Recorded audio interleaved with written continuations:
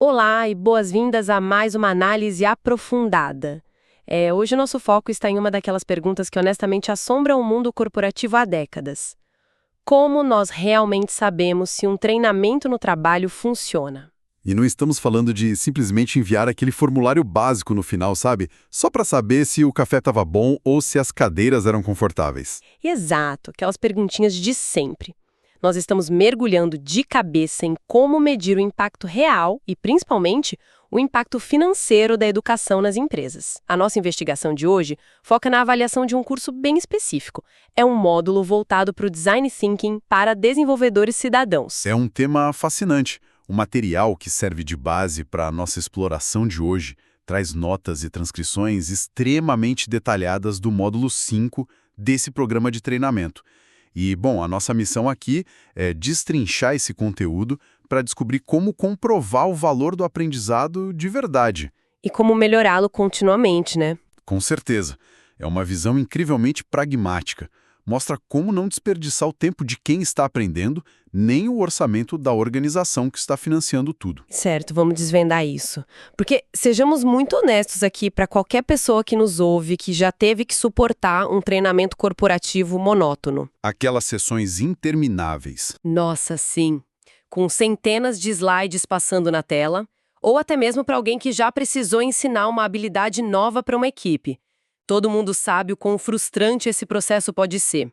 A gente acaba saindo de uma sala de reunião exausta, com aquela sensação de que nada daquilo vai mudar a rotina na segunda-feira. Fica parecendo que foi só para cumprir tabela, mas este material praticamente revela os bastidores de como fazer o conhecimento fixar na mente das pessoas, como gerar um impacto tangível no negócio.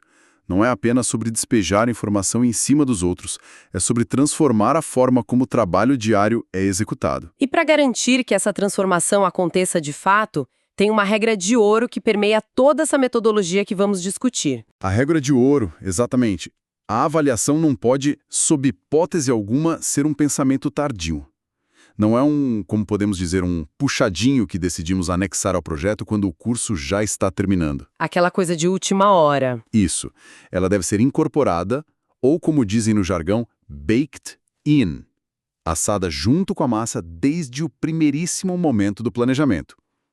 Quando os objetivos de aprendizado estão sendo desenhados lá no quadro branco, as métricas que vão provar se esses objetivos foram alcançados já precisam estar definidas ao lado deles. É como construir uma casa já sabendo exatamente por onde a equipe de inspeção vai passar para checar a fiação e o encanamento, em vez de ter que quebrar as paredes todas depois que a pintura já está pronta, certo? Perfeita analogia.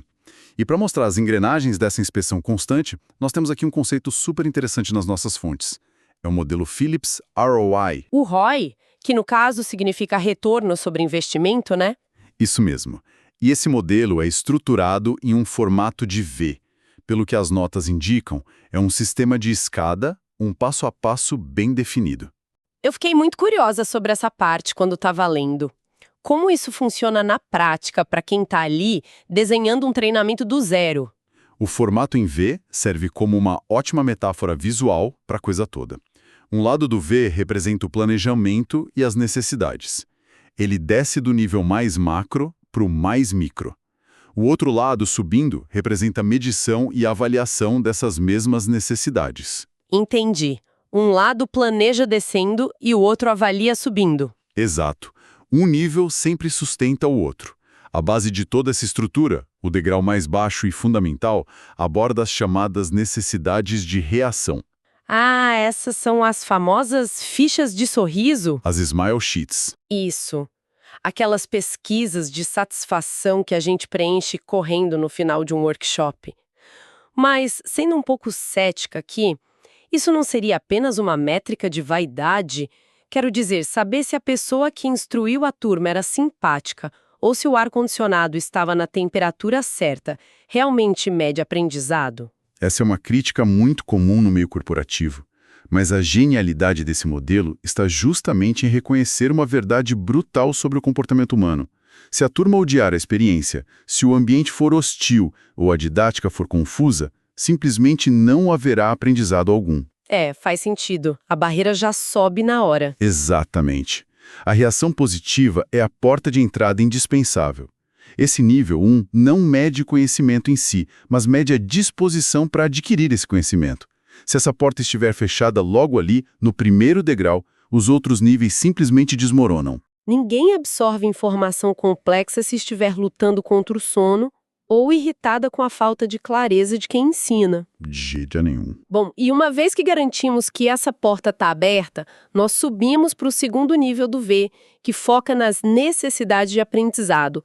Aqui a pergunta central passa a ser se os conceitos foram realmente absorvidos. E no caso do material que estamos analisando, estamos falando de ensinar o design thinking. E só para dar um contexto rápido para quem não está familiarizado com o termo design thinking, em termos simples, é uma abordagem de resolução de problemas focada inteiramente em quem vai usar o produto final. É calçar os sapatos de quem é o cliente antes de começar a construir qualquer coisa, certo? Um resumo perfeito. A empatia vem antes do código. Mas como nós medimos se as pessoas realmente entenderam isso num curso? Pelas anotações, é durante ou logo após o curso que aplicamos as avaliações mais tradicionais. Testes práticos, pequenos projetos na hora. Exato. A equipe precisa demonstrar, ali no ambiente controlado da sala de aula ou daquela plataforma virtual, que reteve a teoria do design thinking e que entende os princípios da gestão ágil. É o momento de provar que a teoria fez sentido na cabeça delas. Sabe de uma coisa? Eu tenho a impressão de que a esmagadora maioria das empresas para exatamente aqui, nesse segundo degrau. A grande maioria. Elas olham para as notas das provas, veem que todo mundo tirou uma nota razoavelmente alta, distribuem aqueles certificados bonitos, tiram uma foto para a rede social corporativa e dão o treinamento como um sucesso absoluto. O perigo de parar por aí é que o conhecimento que foi retido na sexta-feira à tarde frequentemente evapora na segunda-feira de manhã. Evapora mesmo, fica na sala de aula. E o fascinante aqui é o que acontece depois que a pessoa volta para a mesa dela, que é o terceiro nível do modelo, as necessidades de desempenho ou os objetivos de aplicação. O método sugere que, de 3 a 6 meses após o término do curso, quem está avaliando deve investigar o ambiente real de trabalho. 3 a 6 meses depois, isso é um baita acompanhamento. É um compromisso real com a avaliação. A ideia é conversar com a supervisão dessas pessoas, aplicar novas pesquisas e observar se o comportamento diário mudou de verdade. Aquelas habilidades técnicas, o uso das plataformas low-code, a resolução de problemas, tudo isso está sendo aplicado no dia a dia? Ou seja, o treinamento mudou a forma como a equipe executa as tarefas cotidianas ou eles voltaram para os velhos hábitos? Exato. Essa é a verdadeira prova de fogo. Saber a teoria é uma coisa, mas conseguir usar isso para facilitar a sua rotina, no meio de um turbilhão de e-mails com o telefone tocando 3 meses depois, é o que realmente conta. E isso nos leva diretamente ao quarto nível, as necessidades do negócio, o impacto propriamente dito. Aqui nós entramos no alinhamento com a estratégia maior da empresa. O curso está ajudando a organização a atingir as metas de longo prazo. As pessoas estão construindo aplicativos que resolvem os problemas dos clientes de forma mais rápida. As reclamações diminuíram, o tempo de atendimento caiu, é olhar para os indicadores macro da empresa. E muitas vezes esse quarto nível é o único que importa para a alta liderança. O impacto nos negócios é o que justifica a existência de todo um departamento de treinamento na folha de pagamento. Mas ainda tem o topo dessa estrutura em V, o quinto e último nível, que é onde a conta finalmente fecha. As necessidades de retorno, o famoso payoff, o ROI financeiro puro e simples. A matemática financeira do negócio. Ah, claro. Porque alguém tem que pagar pelos instrutores, pelas licenças das plataformas e pelas horas que todas essas pessoas passaram estudando em vez de estarem produzindo. Mas me diz uma coisa, como medir esse retorno de forma realista? Porque nem todo treinamento vai gerar 1 milhão em vendas diretas no mês seguinte. Essa é uma ótima observação. E nós temos um exemplo prático bem revelador nas nossas fontes sobre isso. O especialista do texto compartilha uma experiência de quando trabalhava no desenvolvimento de cursos para o governo. Cursos governamentais têm uma dinâmica bem diferente da iniciativa privada. Totalmente diferente.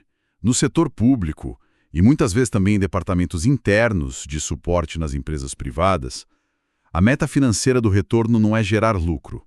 A meta de payoff lá era estritamente empatar os custos, o que chamamos de break-even. Ah, então a ideia era não dar prejuízo? O objetivo era entregar o curso com a máxima eficiência, mantendo a operação estritamente dentro, ou de preferência até abaixo, do orçamento que foi fornecido.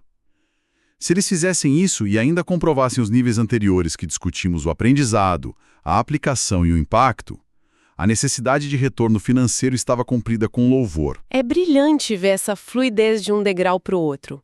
O sucesso financeiro depende do impacto no negócio. O impacto depende da aplicação no dia a dia. A aplicação depende do aprendizado efetivo, que, por sua vez, depende daquela reação inicial positiva que nós discutimos lá no começo, das fichas de sorriso. É uma corrente. Se um elo quebra, a avaliação falha. Mas isso me levanta uma grande dúvida agora. Digamos que estamos acompanhando essas métricas todas. E nós percebemos logo nos primeiros dias de um programa de treinamento bem longo que a turma está completamente confusa. As notas iniciais daquelas avaliações práticas estão péssimas. O pessoal não está entendendo nada. Um cenário de pesadelo para quem instrui. Como nós consertamos um barco que está afundando antes que a viagem termine? Porque na estrutura tradicional a gente teria que esperar o curso acabar, fazer um relatório enorme justificando o fracasso e tentar de novo só no ano que vem com outra turma, não é? Tradicionalmente, sim. Se conectarmos isso com o panorama geral do gerenciamento de projetos, vemos que a área de educação corporativa costumava sofrer demais com processos lentos e engessados. Havia um modelo tradicional, muito famoso no design instrucional, chamado ADDIE. É ADDIE. É um acrônimo, certo? Isso, do inglês significa analisar, desenhar, desenvolver, implementar e avaliar. O problema desse ADDIE clássico é que ele funcionava como uma cascata. A água só desce. Uma fase só começava quando o anterior terminava perfeitamente. Exatamente. Se algo desse errado lá na etapa de implementação, voltar para a prancheta da etapa de desenho era algo caríssimo, demorado e muitas vezes inviável politicamente dentro da empresa. É o equivalente a perceber que a casa não tem janelas só quando o teto já está totalmente construído. Como é que se resolve essa rigidez hoje em dia? A solução encontrada foi trazer a mentalidade do gerenciamento de projetos ágil para dentro do design de cursos. Em vez de uma linha reta interminável que leva meses, nós entramos em um ciclo contínuo e rápido. Um ciclo de entrega, implementação e avaliação. Avaliações constantes em blocos menores. Constantes. E o foco passa a ser o equilíbrio do que o pessoal de projetos chama de triângulo de ferro. A eterna tensão entre tempo, custo e qualidade. Essa mesma. O triângulo de ferro não perdoa. Se mexemos em uma dessas pontas, as outras duas são imediatamente afetadas. Se você quer mais rápido, vai custar mais caro, ou a qualidade cai. E essa mentalidade ágil é o que permite as chamadas avaliações formativas. As avaliações formativas são aqueles ajustes de rota cruciais feitos com o avião ainda no ar. Como é que isso se aplica na prática para não comprometer a qualidade do curso enquanto a gente tenta salvar o tempo e o custo? Há um caso real detalhado nas nossas fontes que ilustra isso perfeitamente. Um instrutor estava conduzindo um programa online. E ele percebeu, pelas respostas ao vivo e pela falta total de engajamento do pessoal, que uma sessão inteira do conteúdo simplesmente não estava fazendo sentido para a turma. As pessoas estavam travadas. Completamente travadas. Naquela abordagem em cascata tradicional, o instrutor talvez culpasse a falta de atenção do grupo. Ou, no máximo, anotaria para revisar os slides no semestre seguinte. E deixaria aquela turma sofrendo até o final. Mas usando a avaliação formativa contínua, que é esse pulso em tempo real, ele tomou uma decisão radical.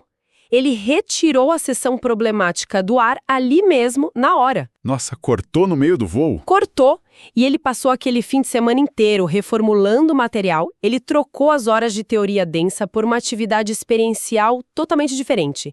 Subiu a nova versão na plataforma na segunda-feira de manhã e o engajamento da turma simplesmente disparou. O aprendizado aconteceu de verdade. Uau, quer dizer, passar o próprio fim de semana reescrevendo o material, em vez de culpar quem está tentando aprender, isso é o ápice da responsabilidade de quem ensina. É o triângulo de ferro em ação.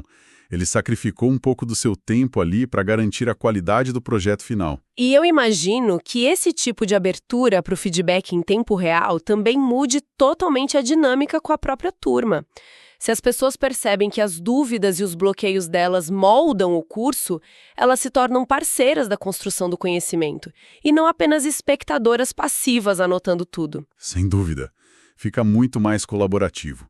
Os próprios participantes começam a dar ideias fantásticas para versões mais avançadas do curso ou a sugerir conexões com o trabalho de outros departamentos que o instrutor nem imaginava.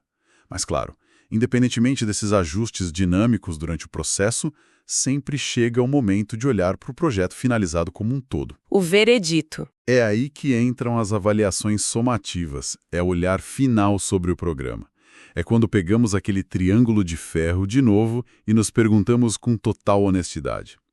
Nós atingimos os objetivos de negócio e nós fizemos isso otimizando o tempo e os recursos da empresa, sem sacrificar a qualidade do ensino? Aqui é onde a coisa fica realmente interessante.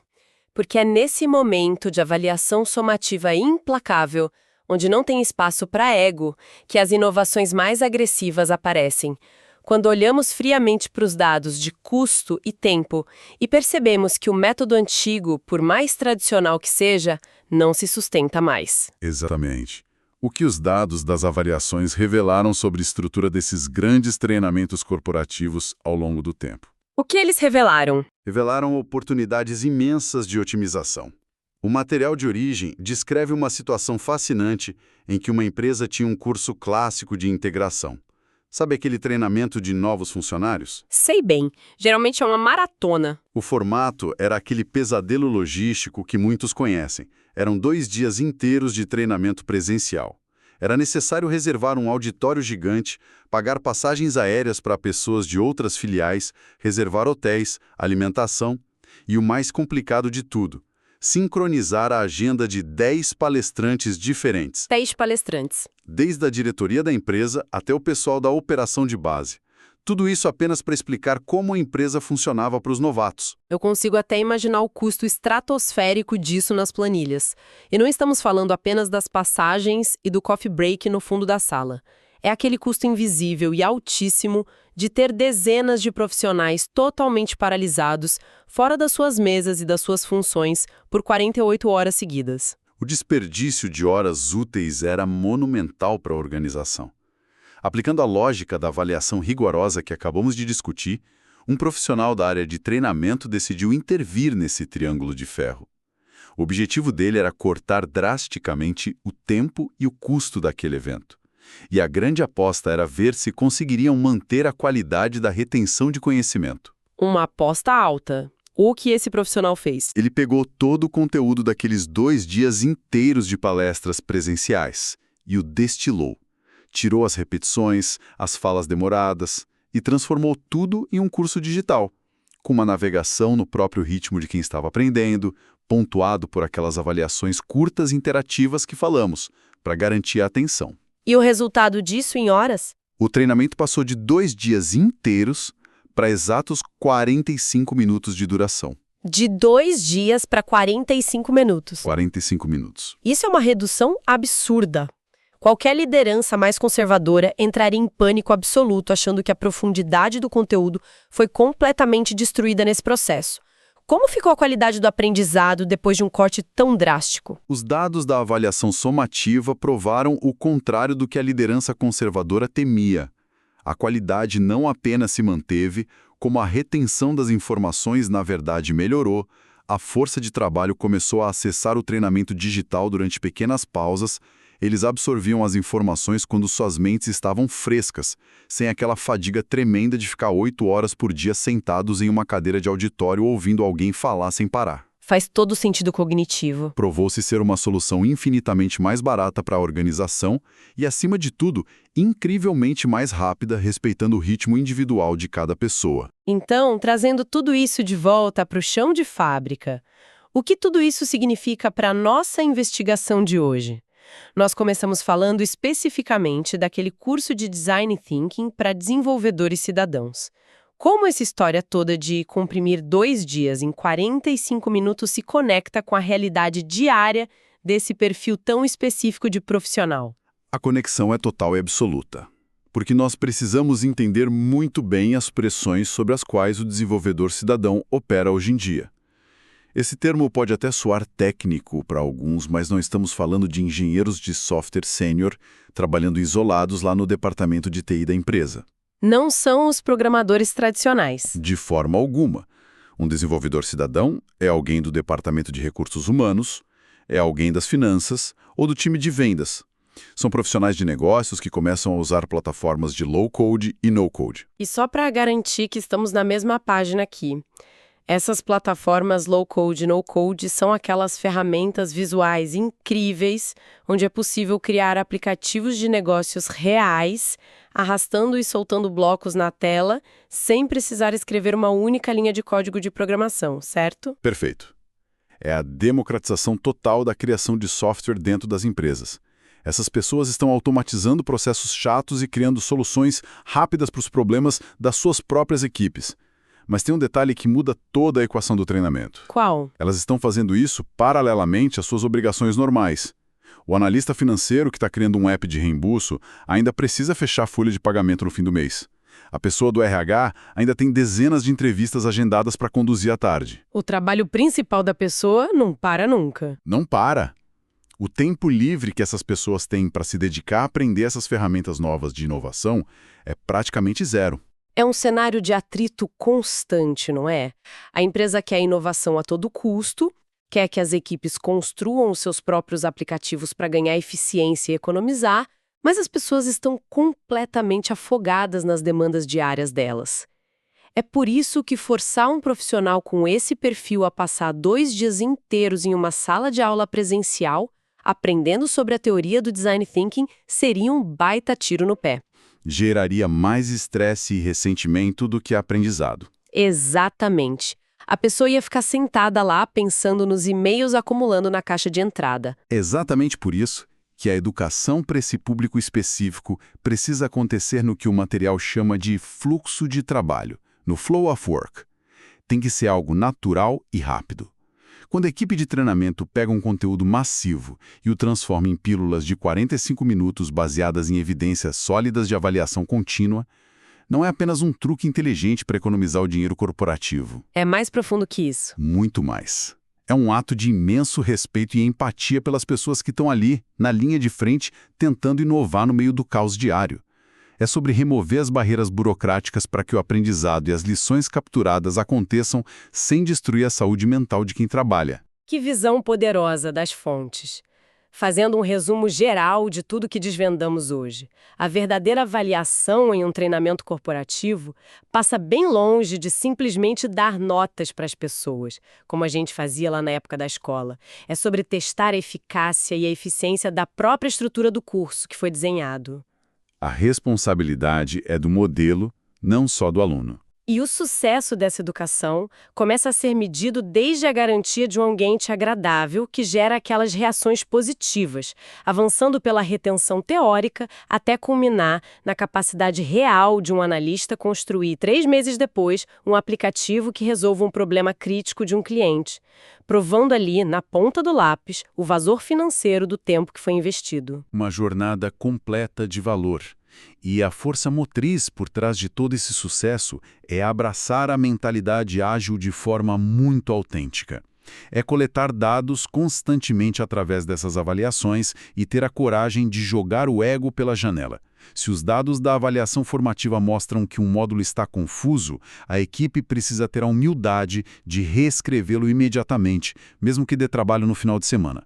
Porque o foco absoluto deve ser facilitar a vida de quem está tentando aprender em um ambiente de negócios que já é caótico por natureza. Precisamos respeitar o tempo da audiência interna da mesma forma que respeitamos o cliente externo. Com certeza. E sabe, observando a fundo essa transição incrível que comentamos, sair de um evento presencial caríssimo de 48 horas para uma sessão digital altamente eficaz de menos de uma hora, isso levanta uma questão importante para refletirmos ao fim desta nossa análise. Qual seria? Olhando para a nossa rotina profissional hoje, se foi provado categoricamente que é possível condensar 2 dias de imersão corporativa em 45 minutos interativos sem perder a qualidade do impacto real, o que mais nós estamos fazendo no piloto automático nas nossas empresas? É uma excelente provocação.